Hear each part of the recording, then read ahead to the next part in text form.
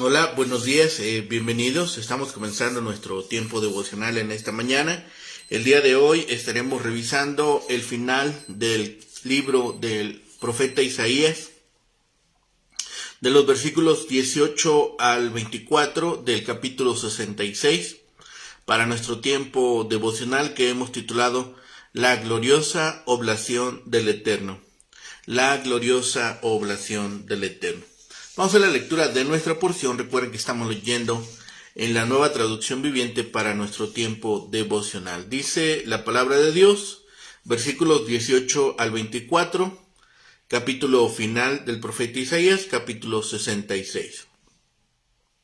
Dice la palabra: Yo puedo ver lo que están haciendo y sé lo que están pensando. Por eso reuniré a todas las naciones y a todos los pueblos, y ellos verán mi gloria.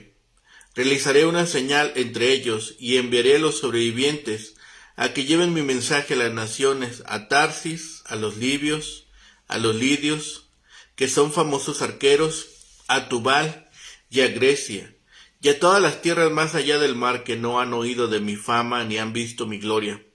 Allí declararán mi gloria ante las naciones. Ellos traerán de regreso al remanente de sus hermanos de entre las naciones y los llevarán a mi monte santo en Jerusalén como ofrenda al Señor. Irán a caballo, en carros de guerra, en carretas, en mulas y en camellos, dice el Señor. Y nombraré a algunos de ellos para que sean mis sacerdotes y levitas. Yo, el Señor, he hablado, tan cierto como que mis cielos nuevos y mi tierra nueva permanecerán. Así también ustedes serán mi pueblo para siempre, como el Señor que nunca desaparecerá, dice el Señor. Toda la humanidad vendrá a adorarme semana tras semana y mes tras mes, y cuando salgan verán los cadáveres de los que se han rebelado contra mí. Los gusanos que los devoran nunca morirán, y el fuego que los quema nunca se apagará. Todos los que pasen por allí se llenarán de horror absoluto. La gloriosa ofrenda del Señor. El Omnipotente hace todo esto porque conoce sus obras y sus pensamientos. El trato que les da es completamente justo. Ni uno solo de sus enemigos tendrá el privilegio de entrar en el milenio y gozar de su presencia. Este evento se describe con lujo de detalles en Apocalipsis 19.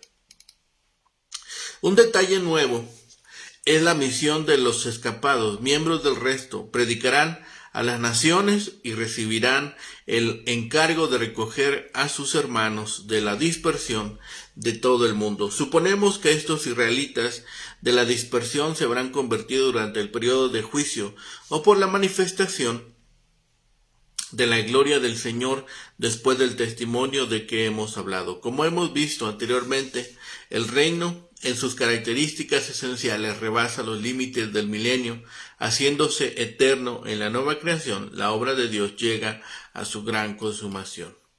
Las naciones reunidas, partiendo desde un punto de vista milenarista, la venida del Señor será seguida por la evangelización de todo el mundo, el pleno retorno de Israel y el establecimiento de una Jerusalén como capital del mundo y centro de peregrinación.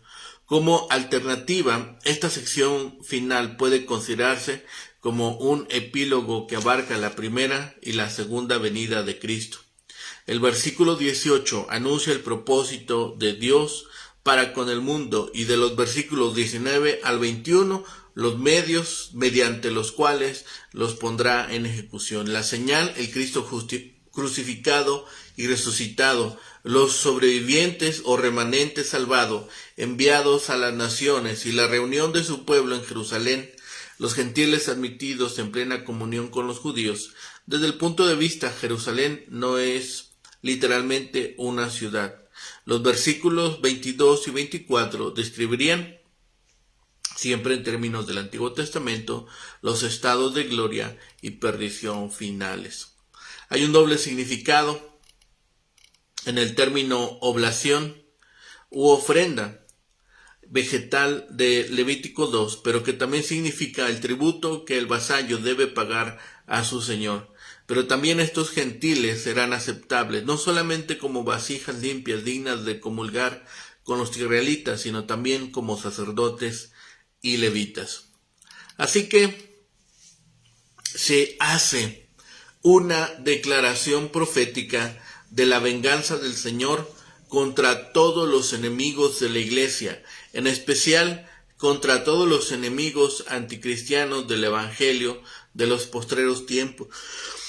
Los versículos 19 y 20 presentan la abundancia de medios para la conversión de los pecadores. Estas expresiones son figuradas y declaran la ayuda abundante y llena de gracia para llevar a Cristo al elegido de Dios. Todos serán bienvenidos y nada faltará para su ayuda y estímulo. Un ministerio del Evangelio será instalado en la iglesia. Ellos deben el culto solemne ante el Señor. En el último versículo se representa la naturaleza del castigo de los pecadores en el mundo venidero. Entonces serán separados el justo y el injusto. Nuestro Salvador aplica esto a la miseria y tormento eterno de los pecadores impenitentes en el estado futuro. Para honra de la gracia libre que así lo distingue, que el redimido del Señor cante cánticos triunfales con humildad y no sin santo temblor. Isaías concluye sus profecías con esta fuerte representación del estado opuesto del justo y del impío, que incluye a todos los personajes de toda la raza humana. Que Dios conceda, por amor a Cristo, que nuestra porción sea con los que temen y aman su nombre, que se aferran a sus verdades y perseveran en toda buena obra, esperando recibir del Señor Jesucristo la invitación de gracia. Venid benditos de mi Padre, heredad el reino preparado para vosotros desde la fundación del mundo. Sabemos y reconocemos que Dios conoce sus obras y sus pensamientos, y cuando Él derrame juicio sobre ellos, verán su gloria. Él les dará una señal sobrenatural que no podemos identificar ahora. Los que escapen irán a los finales de la tierra con la noticia del poder y la fama del Señor. Entonces los gentiles facilitarán el transporte para conducir a los israelitas a su tierra, como si llevasen ofrenda a Jehová. Dios restablecerá el sacerdocio y el orden de Levítico para que sirvan en el templo milenario. La posición de Israel con Dios será tan permanente y segura como los cielos nuevos y la tierra nueva. Peregrinos de todas las naciones irán a Jerusalén los días señalados para adorar. Mientras estén allí, saldrán al valle de Hinnom y verán los cadáveres de los rebeldes ardiendo en el fuego perpetuo del vertedero de la ciudad. Vale la pena fijarse en lo que nuestro Señor citó del último versículo de Isaías, advirtiendo a aquellos que viven en pecado y ofenden a uno de los pequeños de Cristo. El Señor Jesús usa 3 veces en Marcos 9 estas palabras solemnes de Isaías: el gusano de ellos no muere, el fuego nunca se apaga. La buena nueva consiste en que uno puede escapar de este fuego eterno si deposita la fe en el Salvador, el siervo de Jehová, a quien Isaías ha descrito de forma tan atractiva en muchas de sus profecías. Concluimos con una exhortación práctica. Así, Isaías ve el final de todas estas cosas. Ve la reunión de las naciones. Yo conozco sus obras y sus pensamientos, y sus obras proceden de sus pensamientos. Tiempo vendrá para juntar a todas las naciones y lenguas. La hora de la reunión es inminente, y vendrán y verán mi gloria, la señal de la gloria del Eterno, y pondré entre ellos señal. Es una cláusula interpretada de diferentes maneras por los comentaristas. Esta señal es una marca o un milagro. Algunos comentaristas piensan que la señal es el Mesías, otros piensan que es un poderoso acto de juicio. Todos deben venir y verán revelada mi gloria, y pondré una marca sobre cada uno de ellos. Dice: y enviaré de los escapados de ellos a las naciones, a Tarsis, a Fut y a Lut, y que los hallen, que de los que hallen liberación, tengo un encargo para ellos, el de ser mis mensajeros a través del mar, a África y a Lidia, donde los hombres tiran el arco, a Italia y a Grecia y a islas más lejanas, a Tubal y a Javán, a las costas, islas lejanas que no oyeron de mí, ni vieron mi gloria. Los escapados del juicio se convierten en misioneros y embajadores del Señor, a España y al Mediterráneo occidental, al sur de Egipto, tal vez Somalia, a Lidia y en Asia Menor y a la región sudeste del Mar Negro, a Grecia y a las islas lejanas, tal vez la Gran Bretaña. Se convierten así en una banda mesiánica de misioneros y publicarán mi gloria entre las naciones, entre los paganos. Los convertidos como una ofrenda de Dios, versículo 20, y traerán todos vuestros hermanos de entre todas las naciones por ofrenda a Jehová. La santa oblación del apóstol Pablo eran los convertidos que había ganado para Cristo. La visión de Isaías parece ver a los evangelistas retornados con sus trofeos, como su debida ofrenda. Algunos vendrán en caballos, otros en carros, otros en literas, algunos más en mulos y el resto en rápidos camellos, para una ofrenda al Señor en mi santo monte, dice el Señor. Notemos que se asemejará a la ofrenda limpia llevada al Señor en utensilios limpios. La limpieza moral es el ideal divino para el pueblo de Dios. De ellos elegirán los líderes espirituales, versículo 21, y tomaré también de ellos para sacerdotes y levitas, dice Jehová. Esto excede la prescripción de Deuteronomio 17. Estos recién llegados como conversos del paganismo han de llegar a ser ministros y participar en la iglesia porque ha sido quitada la pared de separación. La permanencia de la piedad y del castigo, finalmente versículos 22 al 24. El que es inmundo, sea inmundo todavía, y el que es justo, practique la justicia todavía. Apocalipsis 22. Aquí están los destinos perdurables. El culto perpetuo caracterizará a una clase, el eterno tormento a la otra. Permanente e invariable es el estado final, tanto de los redimidos como de los condenados. Vuestra descendencia permanecerá, versículo 22, como los cielos nuevos y la tierra nueva permanecerán, así permanecerá vuestra descendencia y vuestro nombre. He aquí un destino tan permanente y estable como la nueva creación. Vuestro culto continuad, versículo 23, de mes en mes y de semana en semana vendrán todos a adorar delante de mí, dijo Jehová. Con la regularidad con que estos se suceden llegarán peregrinaciones de adoradores, pero la verdadera realización de esto se halla solamente en la nueva Jerusalén de Apocalipsis 21. Y en la forma del perpetuo sabatismo de Hebreos 4:9, los cuales son ambos símbolos de grandes realidades espirituales. En el versículo 24 vemos: vuestro triunfo será claro, y saldrán y verán los cadáveres de los hombres que se rebelaron contra mí. Ciertamente esto no ha de ser tomado literalmente. Los cadáveres de las personas que se apartaron de mí es la manera que tiene el profeta de hablar del estado futuro con figuras tomadas del mundo actual.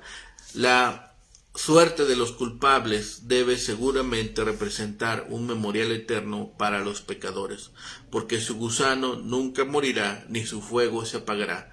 Según el Talmud judío, el valle de Hinnom, Gehenna, era la boca del infierno.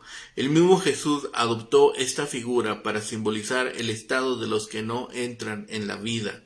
Los gusanos roedores de sórdidos recuerdos y los fuegos consumidores de pasiones pervertidas forman las agonías del que es finalmente impenitente. Así pues, las opciones ineludibles siguen siendo el fuego santo, purificador y limpiador, o el fuego eterno con su llama atormentadora. Cuán completamente insensatos son aquellos que se juzgan indignos de la vida eterna, y serán abominables a todo hombre. Y así, la nota final resuena en palabras más gráficas que aquellas con que han terminado las dos novenas anteriores, y con un cuadro que Isaías no quiere que nadie olvide. No hay paz para los malos, dijo Jehová. Es un fin terrible, pero demasiado concebible, porque aunque Dios es amor, el hombre es libre. libre para apartarse de ese amor, libre para hacer como si nunca lo hubiera sentido, libre para alejar de sí la suprema y más clara y urgente gracia que Dios puede mostrar. Pero hacer esto es el juicio.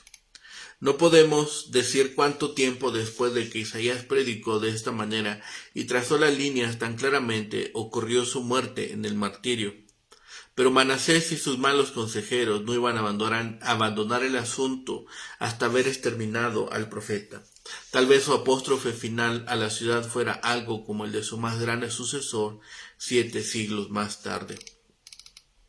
Pero Jerusalén está todavía dividida, no solo políticamente, sino espiritualmente, por una línea que no toma en cuenta la establecida por el armisticio.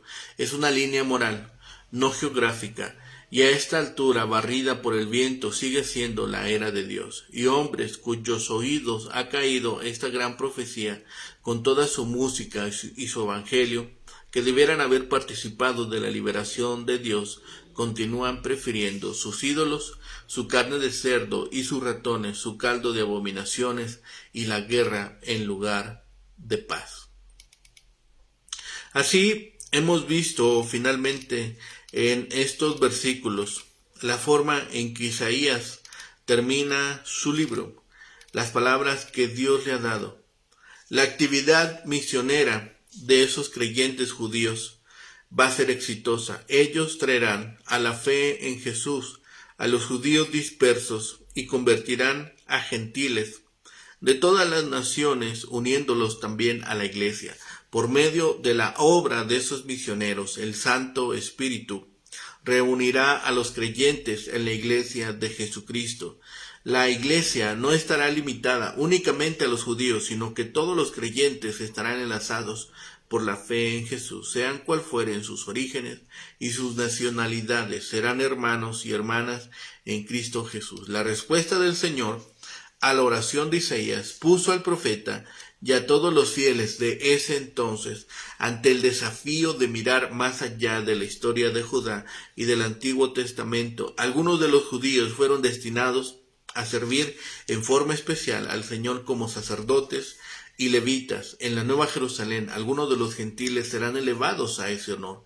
Esa idea fue rechazada por los judíos a quienes se les había enseñado a evitar cualquier cosa gentil. Pero la Nueva Jerusalén iba a ser diferente. Dios iba a escoger a algunos de sus creyentes gentiles para que sirvieran como ministros, como embajadores públicos del Evangelio. En nuestros días no hay muchos judíos que hayan sido llamados a ministrar al pueblo de Dios. En vez de eso, Dios ha llamado al ministerio público a algunos de entre los gentiles. Finalmente, ¿qué queda por decir? Isaías había predicho que los babilonios iban a llegar para llevar a los judíos a la cautividad. También había anunciado la aparición de Ciro para librarlos del exilio. Y lo que era mucho más importante, había animado a los fieles del Señor a que miraran más allá del rescate de Babilonia hacia la redención mayor y mucho más significativa. El profeta les había asegurado que el siervo iba a venir, ese siervo va a sufrir y va a ser humillado por los pecados del pueblo, pero alcanzará su propósito de redimirlos del pecado y de la muerte. Sin embargo, el pueblo seguirá sus propios caprichos y abandonará la palabra del Señor. Isaías anunció el juicio de Dios que vendrá sobre el pueblo incrédulo y sobre los que seguirán y sobre los que sigan en la incredulidad. En los capítulos 65 y 66, Dios había respondido a la oración de su pueblo exactamente como Isaías lo registró. El profeta predijo la llegada de una nueva Jerusalén donde dominarán la paz y el consuelo. De esta nueva congregación, que es la iglesia, harán parte los gentiles y algunos de ellos serán llamados como siervos especiales del Señor y de su pueblo. ¿Qué es lo que queda? Un vistazo a la eternidad. La iglesia en la tierra es el atrio vinculado a la gloriosa y eterna mansión de los cielos. En ese sentido, la iglesia en la tierra anticipa los nuevos cielos y la nueva tierra que Dios creará. Permanecerá delante de Dios en el tiempo hasta que el Señor llame los tiempos a su final y haga de la iglesia terrenal la iglesia triunfante y eterna. En la iglesia, los creyentes adorarán al Señor como Él lo ha ordenado, observando las lunas nuevas y el día sábado. Esas festividades judías prescritas por Dios representan aquí la apropiada adoración del Señor. La congregación de los fieles reverencia a Jehová el Señor en el tiempo y por siempre en la eternidad, cantando alabanzas al Dios de la gracia gratuita y fiel. La visión del futuro que Isaías nos presenta está incompleta si solo vemos la gloria de los fieles. Los infieles están excluidos de la feliz adoración de la iglesia y de la bienaventuranza de los cielos. En vez de ello, solo experimentarán la furia del juicio de Dios. Ellos se han rebelado contra el Señor y están muertos. Sin embargo, todavía sufren, donde el gusano de ellos no muere y el fuego nunca se apaga. Jesús citó estas palabras cuando habló acerca de los tormentos del infierno.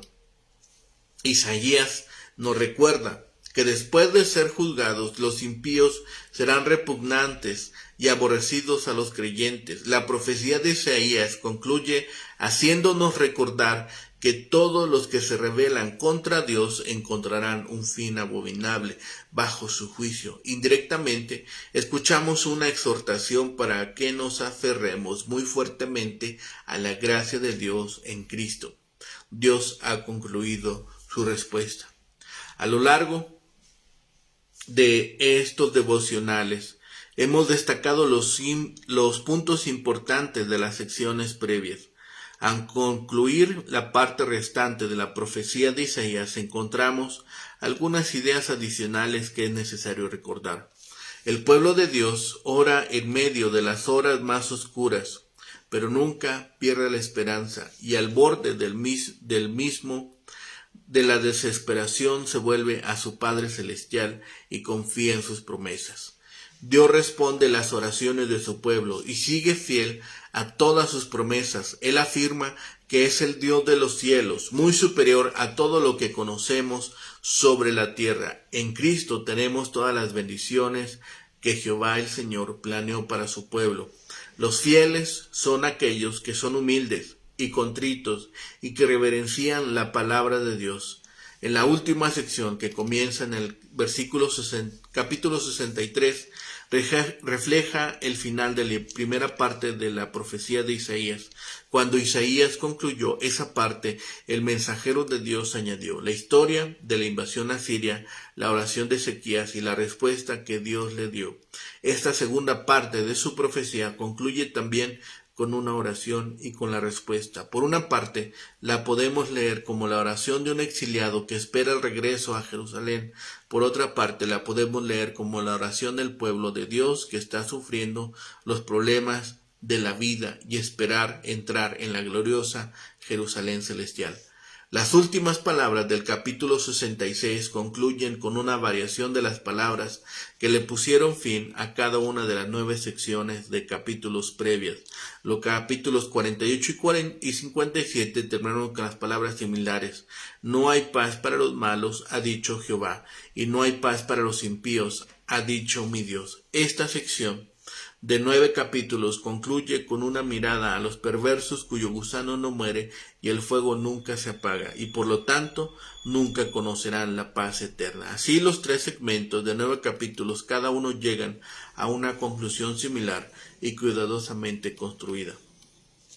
Cuando los judíos leen en la sinagoga la profecía de Isaías, repiten el versículo 23 después de leer el 24, de manera que la lectura pudiera concluir con las palabras de consuelo, pero el versículo 24 remata igualmente bien la segunda mitad de la profecía de Isaías, cuyas 2 primeras partes de 9 capítulos habían concluido con las palabras no hay paz para los impíos.